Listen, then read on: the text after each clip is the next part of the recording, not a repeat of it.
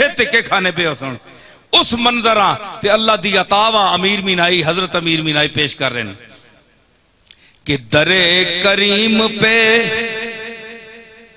महशर में ताके राह मिले उथे विजड़े नहीं राम लबे किंज देख लोगा ए जुस्तजूवे के भीड़ इतनी है ते बेनियाज इतना है जी आज नेका पूछना ही नहीं पिया सारे गुनाहगार खिलारे सामने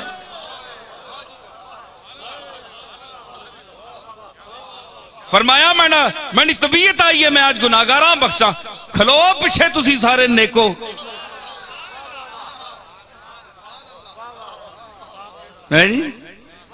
हूं नेका आखिया असी अगे किंज पहुंचा सारी उम्र तकवा कीता है नमाजा पढ़ियां पाक रहे हैं गुनाह नहीं कीता कोई बदकारी नहीं की पाक साफ जिंदगी ए चिट्टे लट्ठे यार जिंदगी गुजारी है हूं पहुंचा किंज मालिक तक बदकारा ते गंदियां सामने कलार के खलोता है आने आज मेरा कर्म आया तुसा मैं हूं नेका तकिया किंज करा उन्हें आख्या कि गुनाहगारों में छुप छुप के बेगुनाह मिले गुनाहगारों में छुप छुप के बेगुनाह मिले हुण राह नहीं लभनी नेकावा हुण एक जरिया रह गया कि गुनाहगार किसी ना आसरा किनके ते अगे आ सामने बड़े बड़े पाकबाज लोग गुनाहगारा ना सहारा किनके थे उसनी बारगाह में टोलियां च बढ़ने पे नेकन लेकिन उसनी रोज आई ये कर्म ते गुनाहगारा बख्शने ए बेनियाजी है इत्थे दम मारन दी नहीं मजाल दिल लगड़ा बेपरवाह नाल मेरे जद्दे अमजद हजरत पीर मेर अली शाह ने इसी मकाम पर फरमाया था कि दिल लगड़ा बेपरवाह नाल दिल लग्या ते उस बेपरवाह नाल लग्या जिथे दम मारन दी नहीं मजाल किसी दी जुरत नहीं जिस आख्या पिछे हटो तुसी ठीक है मैं तुसा ना बड़ा ख्याल करना मैंने कागजां पाक हो साफ हो लेकिन ए जड़े बंदे गुनाहगार भैड़े ये किस कोल विंजण मेरे तो सवा ये शर्मिंदे ए आने हुण असां बख्श तेने तू सवा होर या कोई बूआ दस फरमाया इना मैं बख्शा पहले उत्थे फिर नेक भी अगे विंजणे वास्ते गुनाहगारां शामिल होने मत असी भी ना नाल अगे हो वजां ए ओ बेनियाजी तो दौलत दुनिया इंसान को खराब कर देती है इसकी हिर्स तो आप ये ना समझें कि जिसको अल्लाह ने माल दे दिया और उसको बहुत बड़ी चीज दे दी अगर अल्लाह उस पर नाराज होता तो अल्लाह ने उसको इतने माल क्यों दिया इतनी औलाद क्यों दी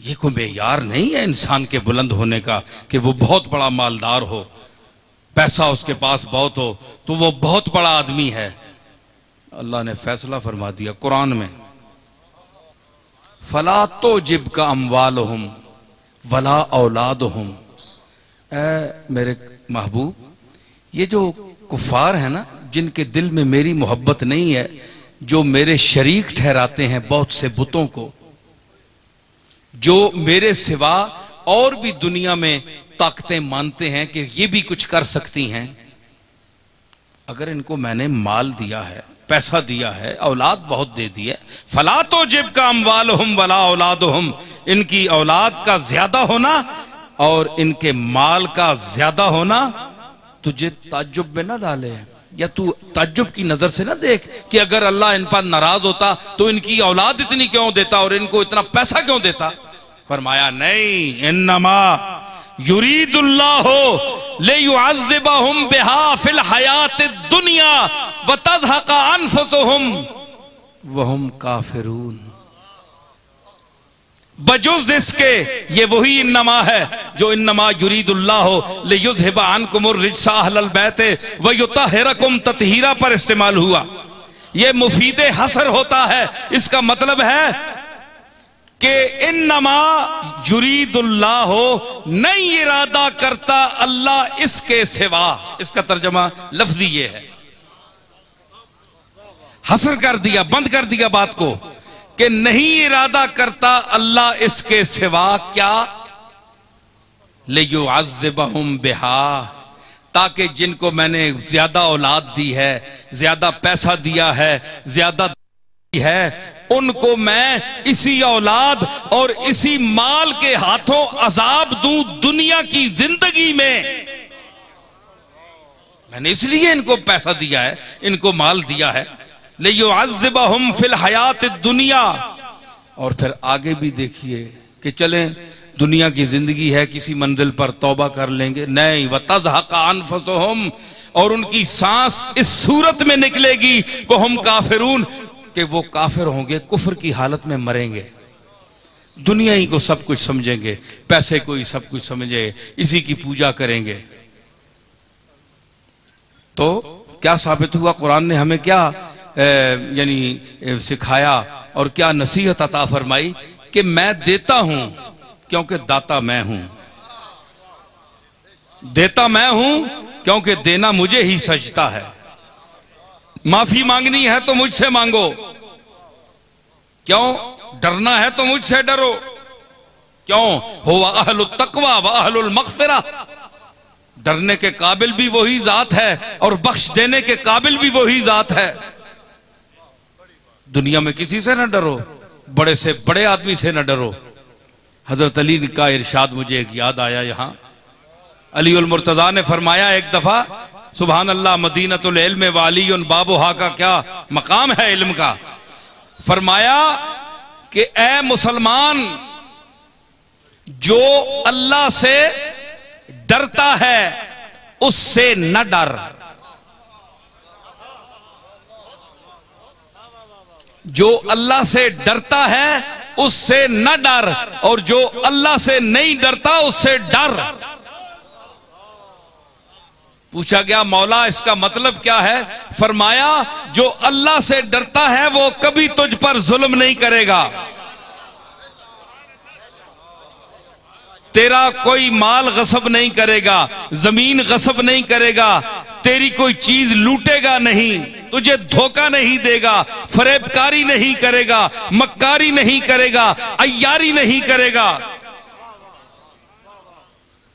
और जो अल्लाह से नहीं डरता उससे डर, वो कमबख्त एक सांप है जो डसेगा, मौका पाकर तुझे डस जाएगा। ये अली उल मुर्तजा का इरशाद मुझे चलते चलते याद आ गया। तो क्या है अल्लाह से डर? क्यों? हुआ अहलुत तक़वा व अहलुल मग़फ़िरा, बख्शने वाला वो है जी। अगर तू किसी पीर फकीर के पास भी कहता है जी मेरे जुर्म माफ करो, भाई जुर्म माफ करो क्यों? पीर फकीर तो माफ करने वाला नहीं है, माफ करने वाला तो वो है। हां, तुमने अगर किसी पीर साहब की या उनकी कोई तौहीन की है, कोई बुरे अल्फाज कहे हैं, कोई उन पर इल्जाम तराशी की है, उनकी इज्जत पर हाथ डाला है, उनकी कोई गुस्ताखी की है, तो तुम्हें अगर नदामत आई है तो तुम उनसे शख्सी तौर पर माफी मांग सकते हो, हुकूकुल इबाद के हवाले से। चाहे वो पीर साहब हो, चाहे मुशर्रफ साहब हो, चाहे कोई तबका भी हो, आप उससे माफी मांग सकते हैं।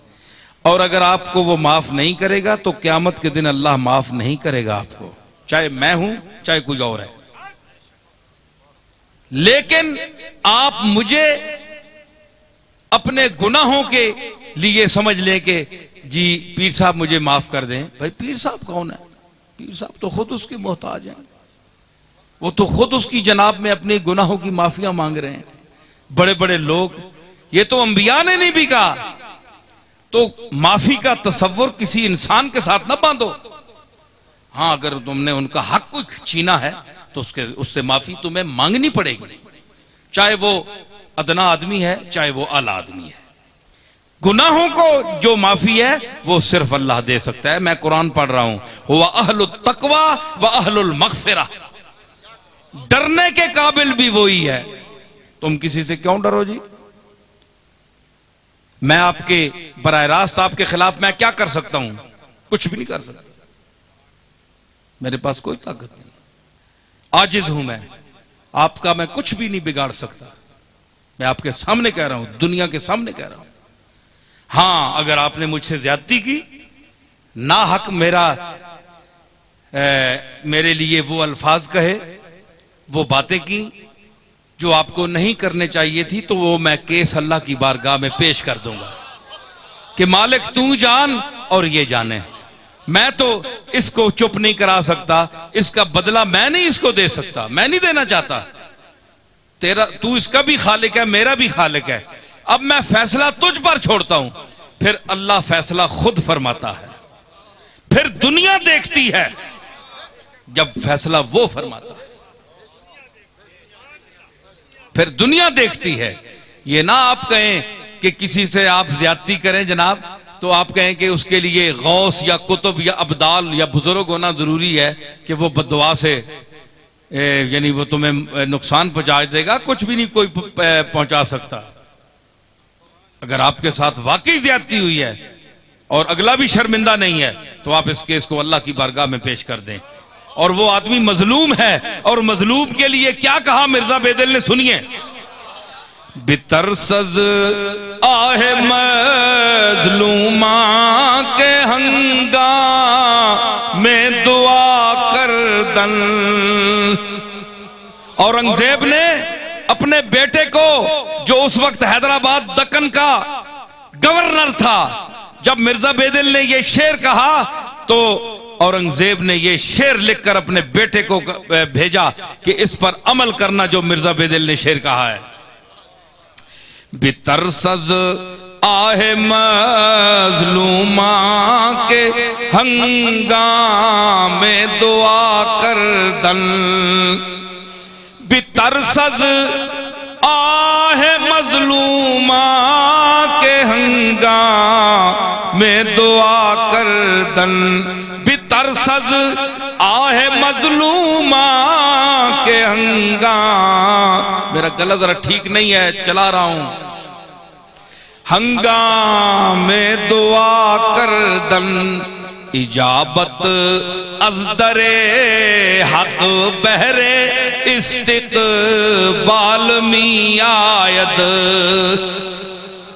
मजलूमों की आह से डर, यतीमों की आह से डर, यतीमों के माल खाने वाले, यतीमों का माल गस्ब करने वाले, दूसरों के हुकूक को छीनने वाले, फरेबकारी और अय्यारी दिखाने वाले, मजलूमों की, खामोश मजलूमों की, जो तेरे सामने हाथ नहीं उठा सकते, जो तेरे खिलाफ जबाने दुश्मनी दराज नहीं कर सकते, उसकी आह से डर। क्यों? कि जब वो हाथ उठाता है काज़ीउल हाजात की बारगाह में, इस बड़ी छत वाले की बारगाह में, जब वो हाथ उठाता है तो इजाबत अज़दरे हक बहरे इस्तिक़बाल में आयत, कबूलियत इधर ये हाथ उठाता है, उधर अल्लाह की बारगाह से कबूलियत उसके दुआ के इस्तिक़बाल करने के लिए चल पड़ती है।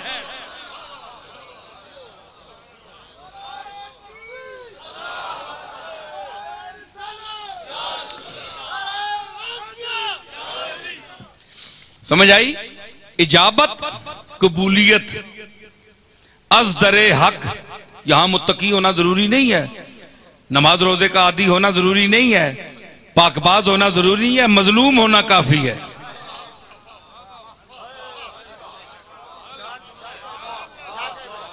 जी, मुत्तकी होना जरूरी नहीं है कि अल्लाह उसकी सुनेगा, नहीं। एक तरफ मैं कहता हूं कि एक बड़ा मकबूल और पाकबाज अर्ज कर रहा है, शायद उसकी कबूलियत में 30 साल लग जाए दुआ की, और इधर एक मजलूम अगर कर रहा है तो इधर जबान से निकली, उधर कबूल हुई। मजलूमों की आह से बचो। मैं गल सुनावा, थके तो नहीं? 800 मौलवी डाडा आंदा ने आज।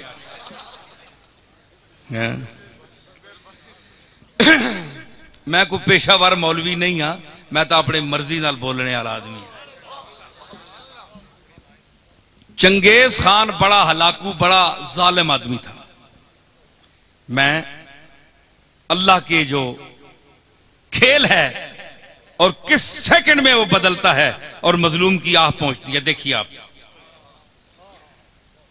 ये जालिम इतना था कि इसने बगदाद पर हमला किया तो हजारों लाखों, हत्ता के नजमुद्दीन कुबरा जैसे वली कामिल को शहीद कर दिया।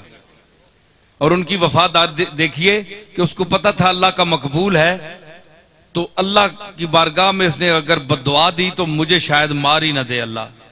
उसने पहले कहला कर भेजा, नजमुद्दीन कुबरा, मैं बगदाद पर हमला करने वाला हूं, बेहतर है कि आप यहां से निकल जाएं, मैं बगदाद पूरे को तहे तेग करूंगा।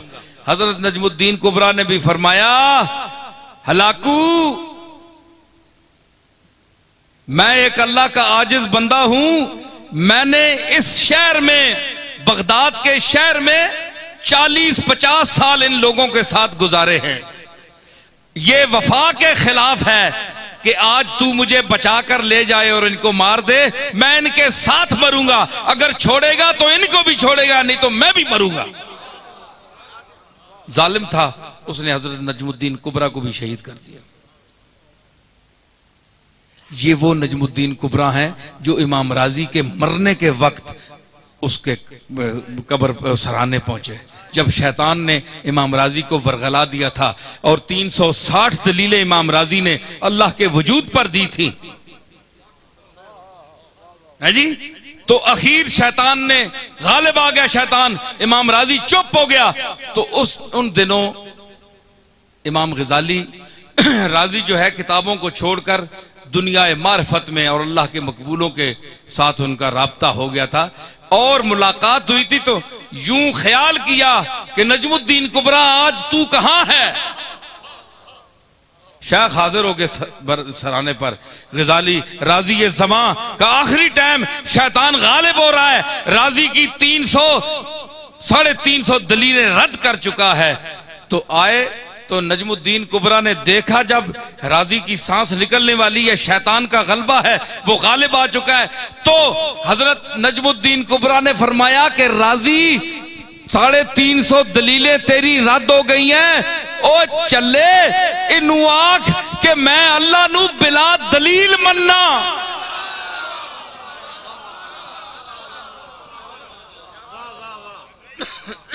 मैं अल्लाह को बिला दलील, बगैर किसी दलील के मानता हूं।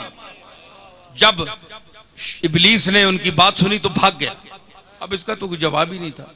ये वो नजमुद्दीन कुबरा है।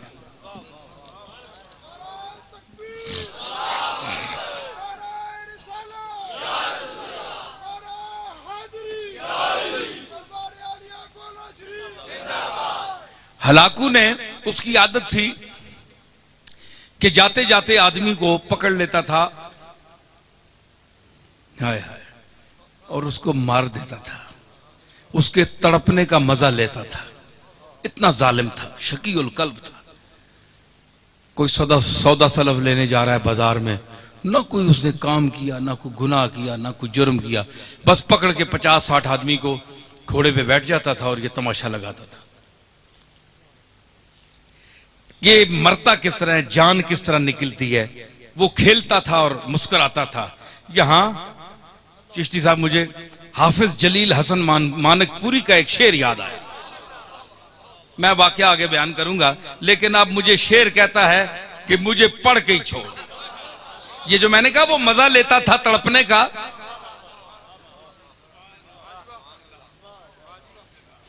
तेग रख रख के गले पर वो हटा लेते हैं, तेग रख रख के गले पर वो हटा ले, वो हटा लेते हैं। तेग रख रख के गले पर वो हटा लेते हैं, तायरे जाके फड़कने का मजा लेते हैं, तायरे जाके फड़कने का मजा ले। तेग रख रख के गले पर वो हटा लेते हैं, तायरे जाके पूरी तरह न ज़बा करो ना, इंज एक टक छुरी ना मार छोड़ो ना, ते जिहड़ी शै वे वो ज्यादा फड़कनी है कि उसा मरने तक भी तुसा नहीं पहुंचाया। हाय हाय, इत्थे मिर्जा बेदल ने एक शेर और सुनो। मां हुण खोलिया जेने बुलाया जेने ते फिर मजा भी तो कहनो।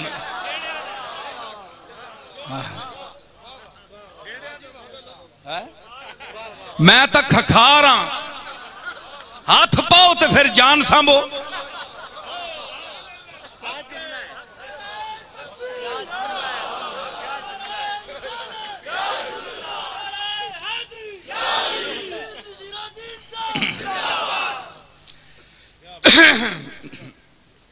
है जी, बेदिल साहब फरमानन ये जेड़ा जिड़ी शैद तड़फनी ना, जिस तरह कोई डंगर को तो तड़फना है, मुर्गी को तड़फनी है।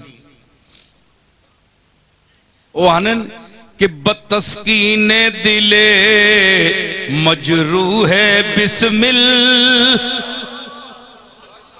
बतस्कीने दिले मजरू है बिस्मिल, बतस्कीने दिले मजरू है बिस्मिल, परे अफशांदा मरहम माफरीदंद,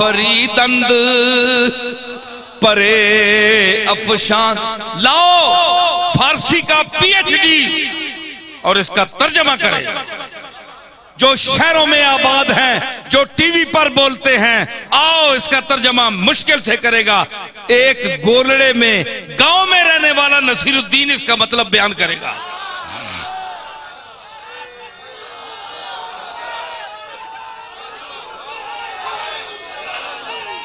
असी मैरे वाले ने गवांडियां गोलड़े आले, मैरे ते गोलड़े च कोई फर्क नहीं। ओ मेरे ना बैठा या बंदा पीएचडी की बातें कर रहा है।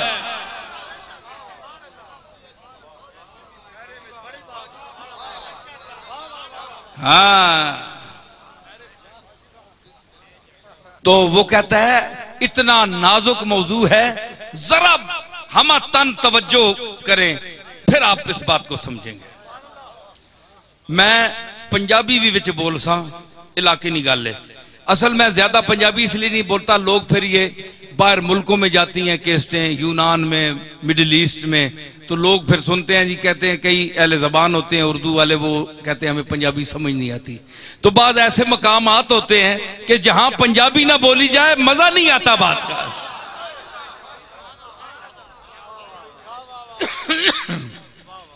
वो कहता है कि बतस्कीने दिले मजरू है बिस्मिल, बिस्मिल कहते हैं उस जानवर को या जानदार को जिस पर छुरी लग गई हो और वो यूं तड़प रहा हो। है जी, बड़ा लतीफ मजमून है, मजा आएगा आपको समझेंगे तो। रात को लेटेंगे नशा आएगा कि किसी की तकरीर सुनी हमने, अगर इंसाफ किया तो। बतस्कीने दिले मजरू है बिस्मिल, और छुरी लग गई है ते हर तुसा पता है चीज सुकून चाहनी है, आराम चाहनी है, हर चीज आराम चाहती है।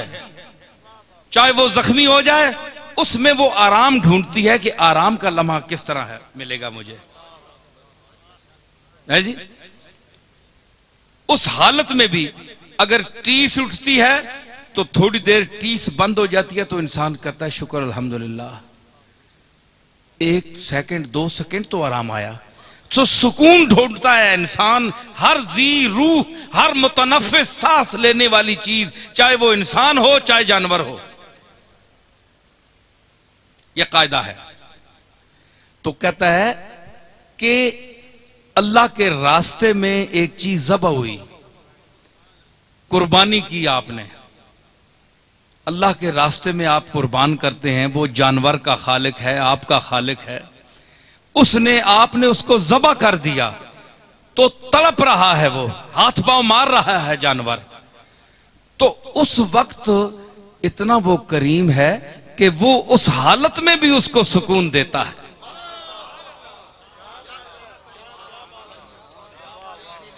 छुरी लग गई है ते सुकून फिर भी देना पे। किस तरह? उसने आख्या कि परे अफशांदा मरहम आफरीदन, वो जेड़े पर मारनी ना मुर्गी इंज इंज, इस विच उसा मजा आना, मरहम आनी है। वो अपनी जिहड़ी दर्द है ना, तकलीफ, हाँ, वो पर मार के ते जानवर लत्ता मार के वो अपना उस सुकून हासिल करना, क्योंकि इस तू बगैर उस वक्त हो ही नहीं कुछ रहा होंदा। जानवर हर वक्त उस वक्त हर वो काम करेगा जिसमें उसको सुकून मिले। भाई बेसुकूनी के तो इंतहा हो गई, उसके गले पर खंजर चल गया, छुरी चल गई, अब इसके ऊपर क्या कयामत है उसके लिए? तो अब उसे सुकून चाहिए। अब जो ये अमल कर रहा है उसमें उसे सुकून मिलता है। अगर सुकून नहीं मिलता तो क्यों कर रहा है?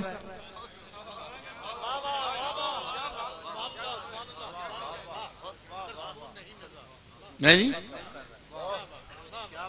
हाय हाय, मिर्जा बेदिल ने तो ये कहा ना, तो उसके हाथ पांव मारने से मैं भी एक मजमून निकाल रहा हूं। मैं कहता हूं इसलिए मारता है कि जान दी हुई उसकी है, ऐ वजूद जल्दी कर उसके पेश कर।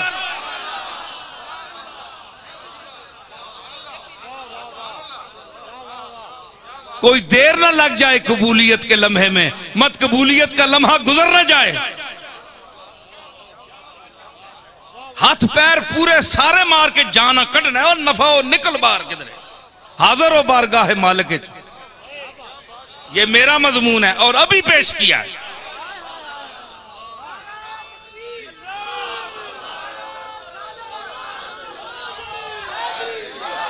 भाई मैं बड़ा खुश हाँ, आम डंड पई होनी जी मेरे वाले जेड़े नैन जी न है जी, लेकिन आज मुझे महसूस हुआ कि बड़े दिमाग वाले और समझ वाले लोग हैं।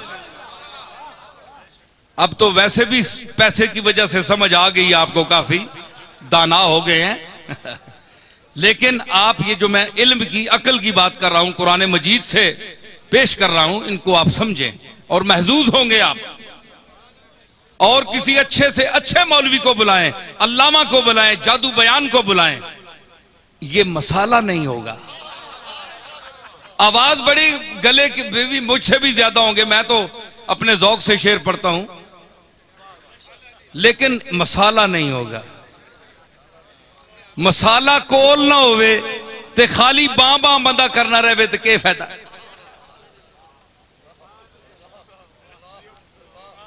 मैं समझता हूं कि जो यहां जो अनपढ़ से अनपढ़ आदमी भी बैठा है, उसके भी दिल में मेरी बातें इंशाअल्लाह इस तरह उतर रही हैं जिस तरह इंतहाई तालीम याफ्ता आदमी के दिल में उतर रही हैं। अब हसद से कोई दाद ना दे, सड़ के कोई दाद ना देवे ते उसनी मर्जी।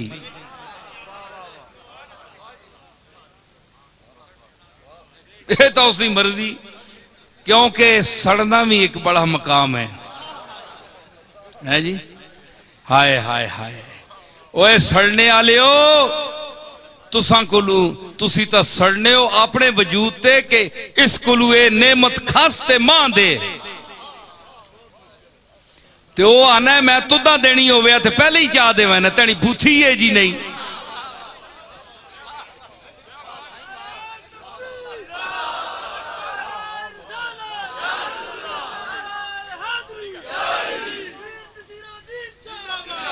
मैं देनी होवे ते पहले तेने तुदा चाह देवे ना। ए मैं बंदे मुंतखब कीते, वल्लाहु यख्तस्सु बिरहमतिही मन यशा। कुरान फरमाता है कि अल्लाह अपनी नेमत के लिए जिसको जो देना चाहे वो उसके लिए आदमी चुन लेता है, चुन लेता है, सिलेक्ट कर लेता है। जिस तरह हुण हुकूमत मौजूदा पहले बंदे सिलेक्ट करके ते फिर डब्बे रखे ने अगे, पहले अपन कुर्सियां ते कमरियां च बह के सिलेक्ट करके फिर डब्बे रख छोड़े ने अगे। ये सारे आए ना हजरात, मुझसे दुआ कराने के लिए आते हैं लोग इस मौसम में भी, तो मुझसे ये जो काफ पार्टी है ना, इन्होंने दुआ नहीं मंगवाई, सारे पार्टी वाले दुआ।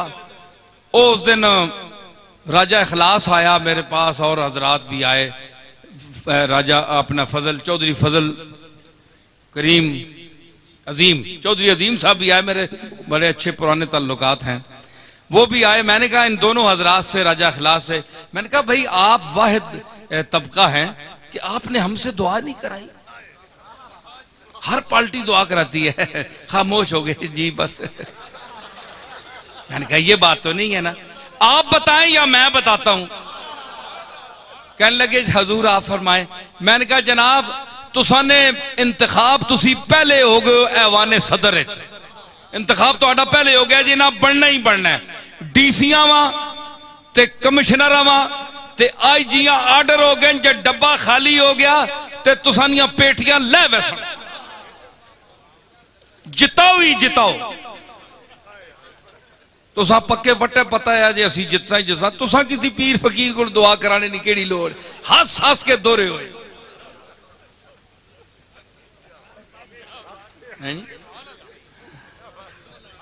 की गल पे हाँ नहीं बिच होर गल भी करना पे है मैं तो। हाँ फड़कना, तो फड़कना जो है इसमें भी अल्लाह ने एक इलाज रखा है उसका कि उसको सुकून मिलता है जी, सुकून मिलता है। तो वो फड़कने का मजा लेता था हलाकू। एक दिन उसने ऐसा किया कि 2-3 कतारें आदमियों की खड़ी कर दी और जल्लाद से कहा इनके सर कलम करो। अब जनाब किसी ने सौदा उठाया हुआ है, किसी ने कोई प्याज उठाया हुआ है, किसी ने मिर्चें, घर में जा रहे थे लोग जिस तरह बाजार में जाते हैं। उन्होंने कहा किस गुनाह में हमें मार, उसने कहा बस देखो हलाकू सामने खड़ा है घोड़े पे, उसके हाथ में एक नींबू था, वो उससे खेल रहा था।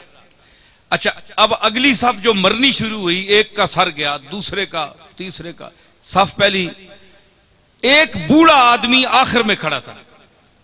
उसने जब देखा ना कि अब तो मेरी बारी है, इसके बाद वो दौड़कर पीछे हो गया पिछली सफ में, भाई जितनी देर जान बच जाए। देखा ना सुकून ढूंढता है इंसान। उस पर तो छुरी चल गई ना तो सुकून ढूंढता है मुर्गा हाथ पांव मारने में, और इस पर चलने वाली है, ये पहले ही सुकून ढूंढ रहा है। दलील आपके सामने आ गई कि नहीं? हाँ, तो उसने वो पिछली सफ में हो गया। जब पिछली सफ में गया ना तो वो सफ जब खत्म हुई ना, उस बाबे के पास पहुंचे तो वो तीसरी में चला गया, तीसरी में चला गया। और अब हलाकू के लिए बड़ी अजीब ये एक तमाशा बन गया कि इस बेवकूफ को देखो, इसको मेरे तलवार से कौन बचा सकता है? ये 50, 70, 100 आदमी मार दिया मैंने, पहली सफ भी गई, दूसरी भी गई, अब ये बेवकूफ कहां तक बचेगा? अब तो इसके पीछे कोई सफ भी नहीं है, तीसरी सफ है। जब जैसे तीसरी सफ को कत्ल करना शुरू किया, लुत्फ आ रहा है कि नहीं? नई बात। हाँ तीसरी, अब देखे मैं वो जुल्म की बात कर रहा हूं और वो किस तरह सुनता है। तो जब वो तीसरी सफ पे कत्ल शुरू हुआ ना, तो आखिरी जब बाबा रह गया ना, तो हलाकू ने कहा जल्लाद से कि 1 मिनट रुक जा, इसको ना मारना। वो अब उसने गेंद, वो नींबू पकड़ा हुआ है, खेल रहा है, उसके सामने आ गया। उसने कहा भाई बाबा बताओ कि पहली सफ में तू भागकर दूसरी आया सफ में, दूसरी सफ में जब आखिरी वो नौबत आई उस तक तो तू तीसरी में आ गया, अब बता तुझे कौन बचाएगा? अब किधर जाएगा? बाबे ने आसमान की तरफ देखा, है जी, ये आ है खामोश आ, है जी। शायर कहता है कि मर्दुम बजुबां कुनंद फरियाद, फारसी शायर है 700-800 साल पहले का, कि लोग तो जबान से फरियाद करते हैं, जबान से कोई लफ्ज अदा कर फरियाद करते हैं। फरियाद से बेजबानी है मन, मेरी बेजबानी के पर मैं फरियाद करता हूं कि मैं बोल भी नहीं सकता, फरियाद कैसे करूं। तो उसने कहा अब बताओ, अब तुम्हें कौन बचाएगा। वो खामोश फरियाद जब आसमान की तरफ देखा तो उसने कहा मैंने तो पहली सफ को इसलिए छोड़ा कि शायद मैं दूसरी में बच जाऊं, दूसरी को इसलिए छोड़ा ताकि तीसरी में बच जाऊं। और उसने कहा कैसे बच सकते हो। उसने कहा कि वो चाहे तो एक लम्हे में इनकलाब आ सकता है। यूं उसे किया ना, तो उसने कहा कैसे। अलाकू ने कहा कैसे। यूं किया, वो नींबू छूट गया हाथ से। अब वो जरा चालाक भी था, बड़ा सिपा सालार भी था और घोड़सवार भी था।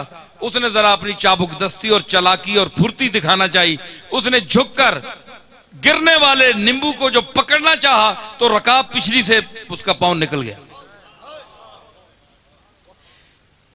ये मंजर देखकर घोड़ा भाग गया, भाग निकला, भागा। वो दोबारा रकाब में पांव न डाल सका, यहां तक के हलाकू वहां गिर गया और उसका सर पटक पटक पटक के वहीं मर गया।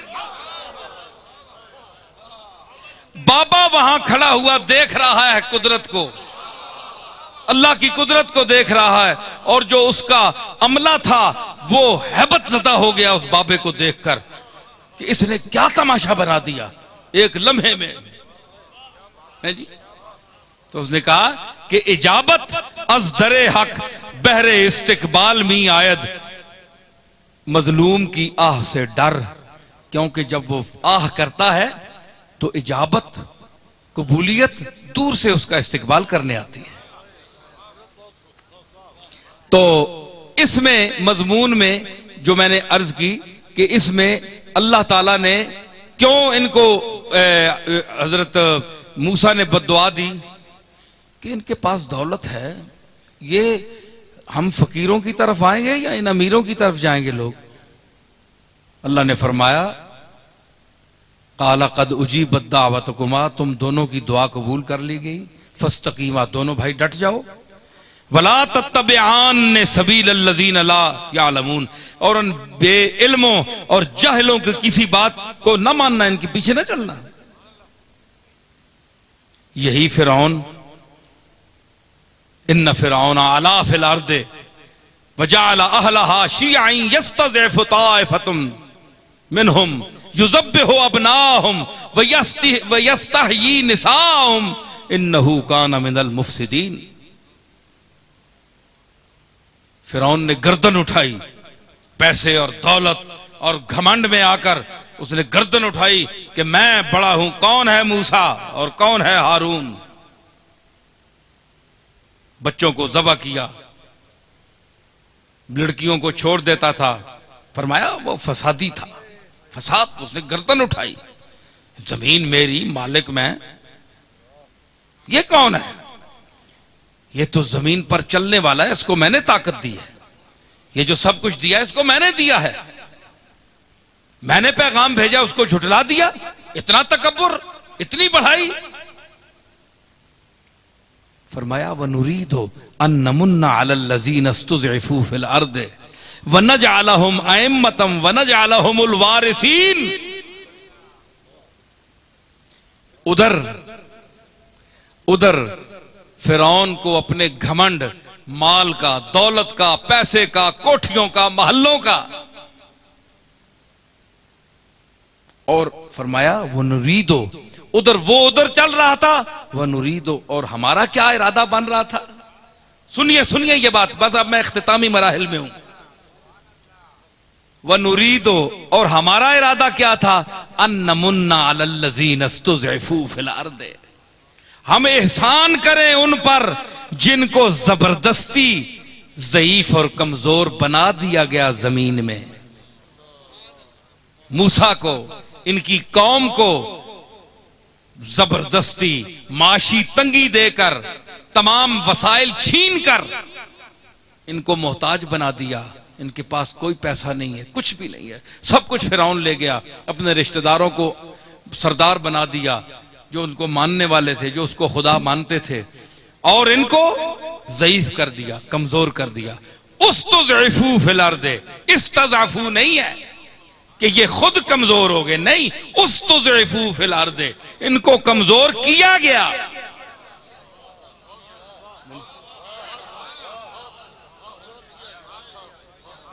ये माजी मारूफ नहीं है, माजी मजहूल है। उस्तज़इफू फिल अर्दे, ज़ईफ कर दिए गए, ज़ईफ थे नहीं, जानबूझकर इनके तमाम माशी जो वसाइल थे उनको कैंची से काट दिया। और हम क्या इरादा कर रहे थे? वनजअलहुम अइम्मतन, यही लोग जिनको कमजोर कर दिया माशी तौर पर फिरौन ने, इनमें से एक इमाम बनाए, एक आदमी मुंतखब करें जिसको हम इमाम बनाएं, मुक्तदा बनाएं, दुनिया उसकी मुक्तदी बने। वनजअलहुम अइम्मतम वनजअलहुमुल वारिसीन, और इसी फिरौन, इसी मूसा की कौम में से एक आदमी को इमाम बनाए, मुक्तदा बनाए, सरबराह बनाए, जो इमामत करे, बड़ा हो। खुद तो हर कोई बनता है ना, खुद तो बड़ा हर कोई बनता है, लेकिन जिसको वो बड़ा बनाए, जो खुद अल्लाह अकबर है, जो सबसे बड़ा है, वो जिसको बड़ा बनाए, बड़ा तो वो होता है।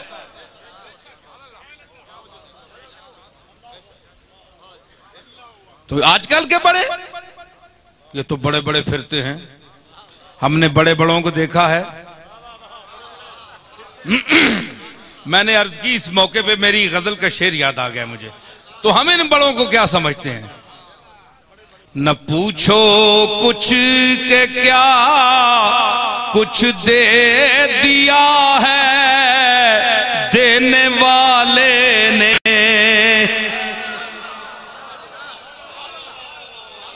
न पूछो कुछ के क्या कुछ दे दिया है देने वाले ने, क्या कुछ दे दिया है देने। अभी खुल जाऊं तो सब राज़े हकीकत खुल जाए, क्या कुछ देने वाले ने।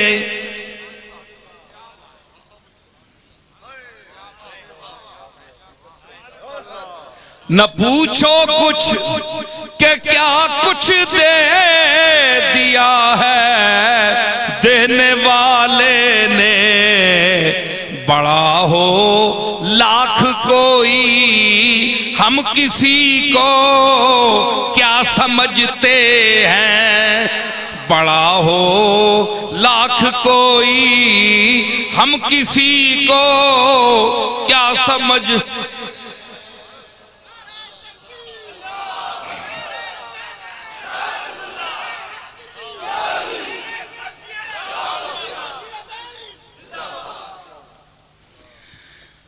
तुम दुनिया की दौलत से बड़े बने हो, महल्लात के जोर पर बने हो, लैंड क्रूजरों के जोर से बने हो, तुम सुल्तान वक्त हो, शहनशाह जमाना हो, तुम जागीरदार हो, तुम बहुत बड़े धन के मालिक हो, लेकिन मन के मालिक नहीं हो। धन तो तुम्हारे पास है, मन नहीं है तुम्हारे पास। तुम इनका क्या मुकाबला कर सकते हो कि जिनके सीनों में खुशबुए इल्मे अली हो,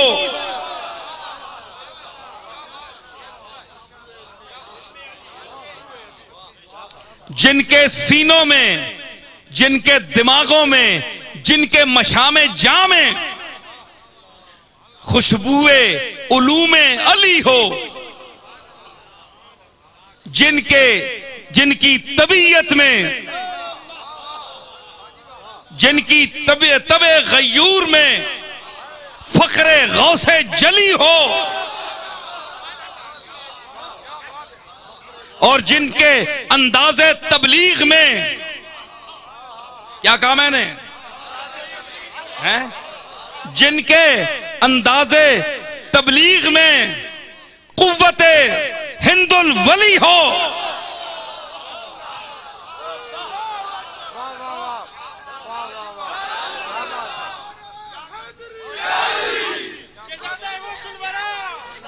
जिनके अंदाजे तबलीग में कुव्वते तबलीगे हिंदुल वली हो, और जिनकी फितरते गयूर में और जिनके तबे रसा में और जिनकी मस्तीए निगाह में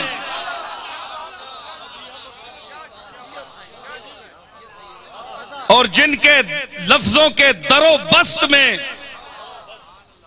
जिनके जुमलों के बस्तो कुशाद में, जिनके जुमलों के बस्तो कुशाद में, जिनकी जुरते रिंदाना में, जिनकी जुरते रिंदाना में, फक्रे गयूर में और ज़हने रसा में सरमाया इल्मे मेहरे अली हो।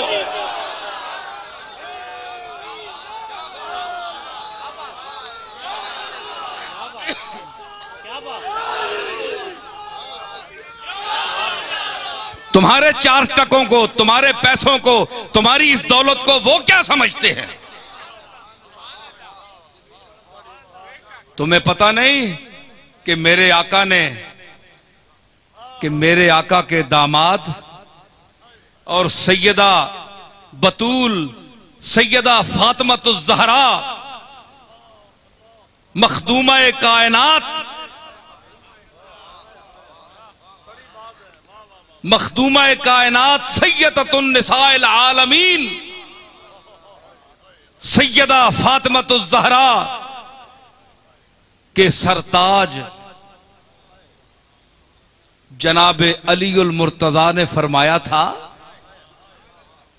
कि रजीना किस्मतल जब्बार फीना लना इल्मुन वलिल जुहाल मालू।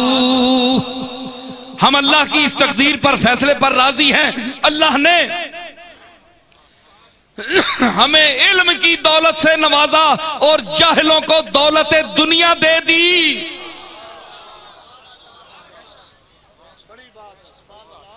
अलीउल मुर्तजा के दस्तरखान पर नाने जवी चलती है, जौ की रोटी।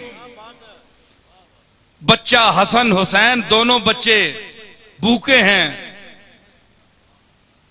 फातिमातुज़ ज़हरा की तबीयत खराब है। रोटी रखी बच्चों को खिलाने के लिए, साइल ने दस्तक दे दी, उठाकर रोटी दे दी, बच्चे भूखे। दूसरा टाइम आया, फिर साइल ने आवाज दी, फिर उठाकर दे दी। अल्लाह ने फरमाया मेरे मकबूल आए तो तराई। वयुतईमून अत्ताअम अला हुब्बिही मिस्कीनन व यतीमन व असीरा। मेरे बंदे वो हैं जो खाना खिलाते हैं उसकी मोहब्बत में, अपने नाम के लिए नहीं, अपने आप को अन्नदाता कहलाने के लिए नहीं, बल्कि अल्लाह की मोहब्बत, अल्लाह के लिए मांस खाना खिलाते हैं। किसको? मिस्कीनों व यतीमों व असीरा, मिस्कीनों को, गरीबों को, कैदियों को। वो कैदी था, तीन दिन सिलसिला रहा। और फिर क्या वो लोग क्या कहते हैं खाना खिलाकर? इन्नमा नुतइमुकुम लिवजहिल्लाह लिवजहिल्लाह।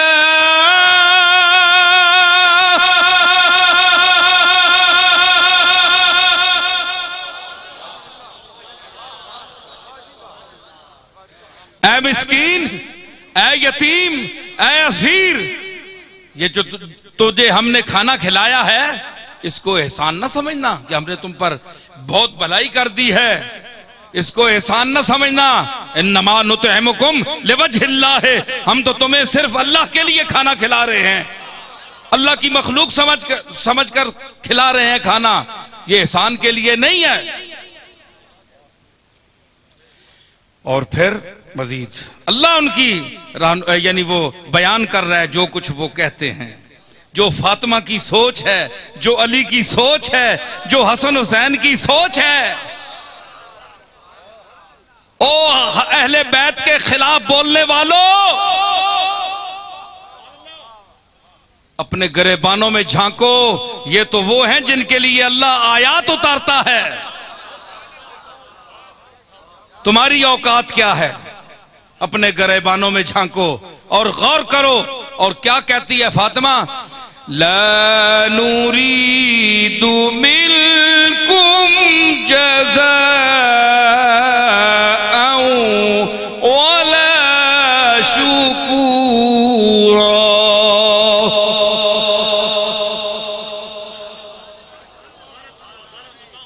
ऐ मिस्कीनों, ऐ यतीमों, ऐ असीरों, हम तुम्हें अल्लाह के लिए खाना खिला रहे हैं, तुमसे इसका मुआवजा नहीं मांगते।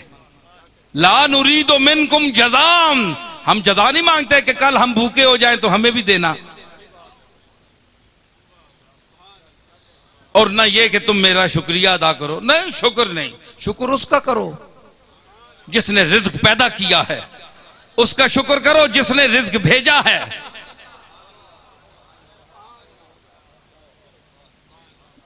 तवज्जो तलब जुमले हैं बिलाश शाह जी, सुनने पे हो। शुक्र करो उसका जिसने रिज्क भेजा है, शुक्र उसका करो जो रिज्क को पैदा करता है। और मेरा जुमला अपनी तरफ से, और शुक्र करो उसका जिसने तुम्हारा रिज्क फातिमातुज़ ज़हरा के हाथ से भेजा है।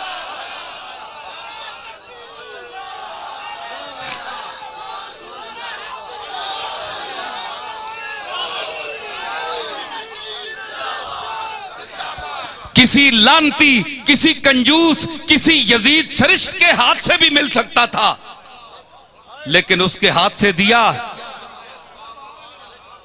उसके हाथ से दिया जिसके सर पर बाप खड़ा है। सैयदा चक्की चला रही हैं, सुनिए जरा एक दो बातें और।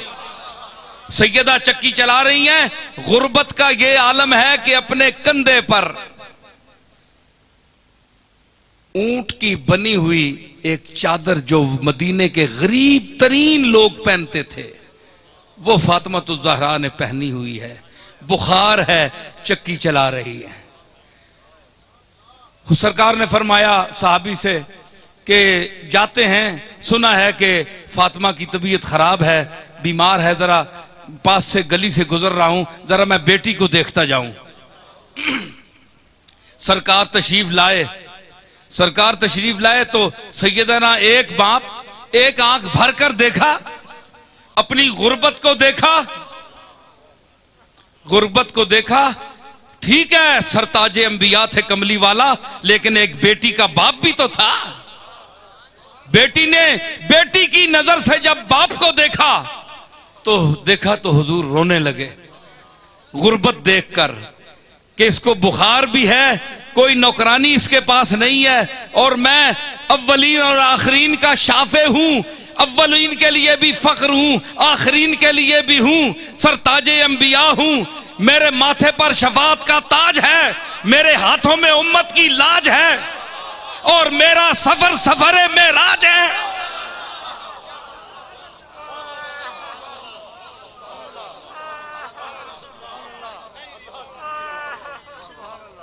इतनी शान वाला नबी, इतनी आन वाला, इतने जाहो जलाल वाला, जिसके रास्ते अंबिया देखें, और बेटी का ये आलम कि एक गरीबों का छोटा सा कंबल कंधे पर रखकर बैठी है, गरीब है, कुछ भी नहीं है। मेरे मालिक तू देख रहा है मोहम्मद की गरीबी को, जिसके हाथ में सब कुछ है लेकिन हाथ खाली है। इतना दिया है कि हाथ खाली हो गया। रोए रोए सरकार, बाप सर पर खड़ा है, बेटी बैठी है, आपने सैयदा ने गर्दन झुकाई हुई है, हुजूर खड़े हैं। हुजूर फरमाया या फातिमा तो इस्बिरी अला मरारत दुनिया ले नईमिल आखिरा। क्या जुमला फरमाया बाप ने, क्या जुमला फरमाया कि इस्बिरी या फातिमा, ए मेरी फातिमा बेटी, मेरी प्यारी बेटी, मुझे तेरे आंसू अल्लाह ना दिखाए।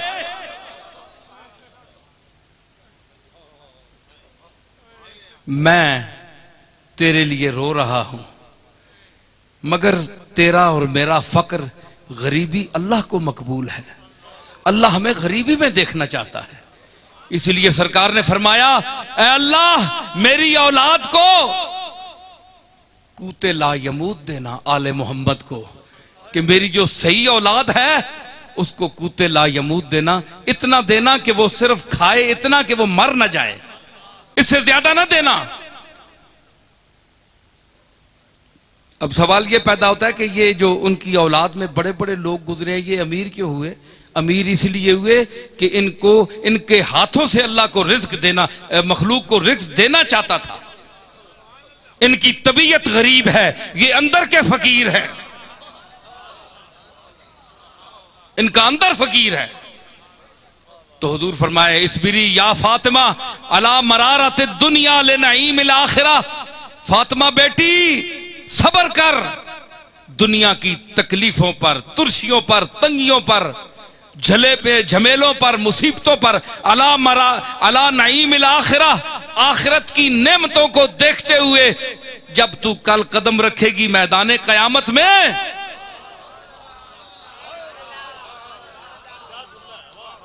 एक और हदीस का जुमला मैं इसके साथ मिला रहा हूं, यहां सरकार की बात खत्म हो गई।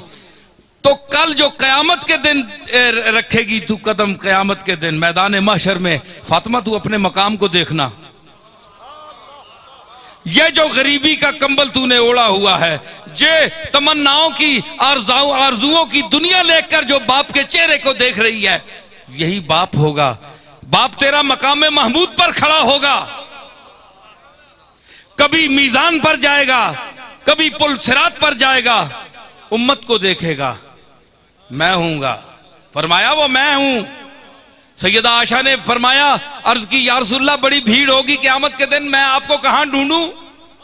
फरमाया आशा मेरे 3 मकामात हैं।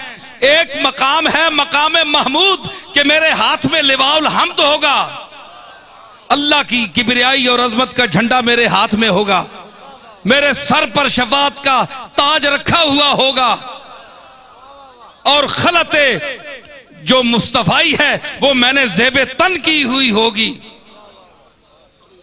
अगर वहां ना मिला तो आशा मुझे मीजान पर देखना, जहां तराजू लगा हुआ होगा, जिड़ी आने तरकड़ी लगी उसी अमाल दी, उत्थे मां वेखी। क्यों कि अमल जिस दे काटो सुन, ओ अमल कमली वाला पूरे करसी।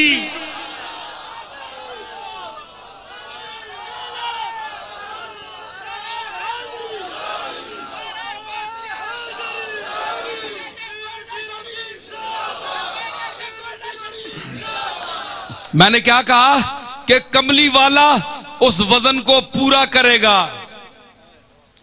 एक दूसरे ज़हन का आदमी था, मैंने ये बात की, उसने कहा कमली वाला किस तरह उस वजन को पूरा करेगा, मुझे समझाओ।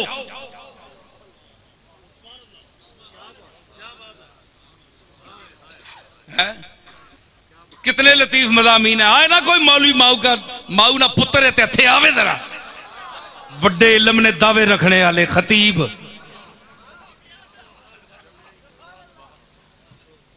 एक करम कमली वाले दा डायरेक्ट अता हो रही है। तो क्या मैं अर्ज कर रहा हूं, उसने कहा कि कैसे वजन डालेगा। मैंने कहा कमली वाला खड़ा होगा आकर, कमली वाला खड़ा होगा। कमली वाले की निगाह जब मीजान पर पड़ेगी तो निगाह का इतना वजन है कि पलड़ा झुक जाएगा। और कमली वाले की निगाह पाक है, पाक निगाह पड़ेगी तो उसका पलड़ा झुक जाएगा और बंदा सीधा जन्नत में जाएगा।